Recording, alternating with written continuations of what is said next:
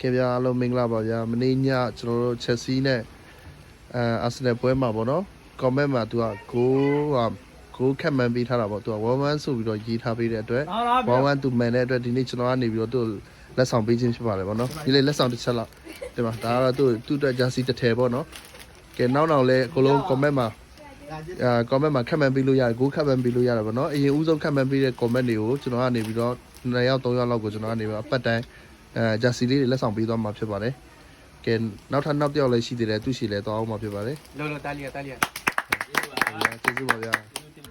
ကဲဒါကတော့ပထမဆုံးကျွန်တော်တို့ကိုသူကဂိုးခတ်မှန်းတာ1-1ဆိုပြီးတော့ပထမဆုံးရေးထားတဲ့အကိုတယောက်အကိုကြီးပေါ့နော်သူ့ကိုလည်းသူကတော့မန်ယူပရိသတ်ဖြစ်တဲ့အတွက်မန်ယူဂျက်စီလက်ဆောင်ပေးထားတာဒီမှာသူကတော့ပထမဆုံး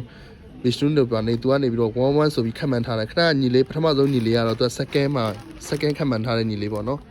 ကဲနောက်လာမဲ့ပွဲဒီမှာလည်းအကုန်လုံးကျွန်တော်တို့